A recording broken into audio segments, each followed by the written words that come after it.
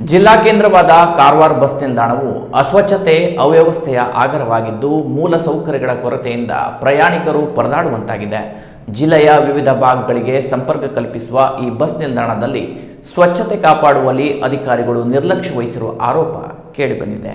ಹೌದು, ಕಾರವಾರ ಬಸ್ ನಿಲ್ದಾಣ ಸಮಸ್ಯೆಗಳ ಆಗರವಾಗಿದೆ. ಈಗಾಗಲೇ ಬಸ್ ಕೊರತೆಯಿಂದ ಪ್ರಯಾಣಿಕರು ಪರದಾಡುತ್ತಿರುವ ಸನ್ನಿವೇಶದಲ್ಲಿ ಈ ಬಸ್ ನಿಲ್ದಾಣದ ಅವ್ಯವಸ್ಥೆ ಪ್ರಯಾಣಿಕರ ಸಂಕಷ್ಟವನ್ನ ಮತ್ತಷ್ಟು ಹೆಚ್ಚಿಸಿದೆ. ನಿಲ್ದಾಣದ ಆವರಣದಲ್ಲಿ ಬೀಡಾಡಿ ದನಗಳು ಹಾಗೂ ಬೀದಿ ನಾಯಿಗಳ ಹಾವಳಿ ಹೆಚ್ಚಾಗಿದ್ದು ಪ್ರಯಾಣಿಕರಿಗೆ ಭಯ ಕಾಡುವಂತಾಗಿದೆ. ಮಳೆ ಹಾಗೂ ಬಿಸಿಲಿನಿಂದ ರಕ್ಷಿಸಿಕೊಳ್ಳಲು ಸಮರ್ಪಕ ವ್ಯವಸ್ಥೆ ಇಲ್ಲದೆ ಜನರು ತೊಂದರೆ ಅನುಭವಿಸುತ್ತಿದ್ದಾರೆ. ಪ್ರಯಾಣಿಕರು ಕುಳಿತುಕೊಳ್ಳಲು ಇರುವ ಕೆಲವೇ ಆಸನಗಳು ಕೂಡ ಧೂಳು ಕಸ ತುಂಬಿಕೊಂಡು ಅಸ್ವಚ್ಛತೆ ತಾಂಡವಾಡುವಂತಾಗಿದೆ. ನಿಲ್ದಾಣದ ಹಲವೆಡೆ ಸಾರ್ವಜನಿಕರು ಉಗುಳುತ್ತಿರುವ ದೃಶ್ಯ ಸಾಮಾನ್ಯವಾಗಿದ್ದು ಅದನ್ನು ತಡೆಯಲು ಯಾವುದೇ ಕ್ರಮ ಕೈಗೊಳ್ಳಲಾಗಿಲ್ಲ. ಕಸದ ಬುಟ್ಟಿಗಳು ತುಂಬಿ ತುಳುಕುತ್ತಿದ್ದರೂ ಸಮಯಕ್ಕೆ ಸರಿಯಾಗಿ ಕಸ ವಿಲೇವಾರಿ ಮಾಡದೆ ದುರ್ವಾಸನೆಗೆ ಕಾರಣವಾಗಿದೆ. ಸಂಜೆಯಾಗುತ್ತಿದ್ದಂತೆ ಸೊಳ್ಳೆಗಳ ಕಾಟ ಹೆಚ್ಚಾಗುತ್ತಿದ್ದು ಪ್ರಯಾಣಿಕರು ನಿಲ್ದಾಣದಲ್ಲಿ ಕಾಯುವುದೇ ಕಷ್ಟಕರವಾಗಿದೆ. ಸಾರ್ವಜನಿಕ ಶೌಚಾಲಯಗಳ ನಿರ್ವಹಣೆಯೂ ಕೂಡ ಸಮರ್ಪಕವಾಗಿಲ್ಲದೆ ದುರ್ವಾಸನೆಯಿಂದ ಮೂಗು ಮುಚ್ಚಿಕೊಂಡೇ ಪ್ರಯಾಣಿಕರು ಓಡಾಡಬೇಕಾದ ದುಸ್ಥಿತಿ ಇದೆ. ಜಿಲ್ಲಾ ಕೇಂದ್ರದ ಬಸ್ ನಿಲ್ದಾಣದಲ್ಲಿಯೇ ಇಂಥ ಅವ್ಯವಸ್ಥೆ ಕಂಡುಬರುತ್ತಿರುವುದು ಸಾರ್ವಜನಿಕರ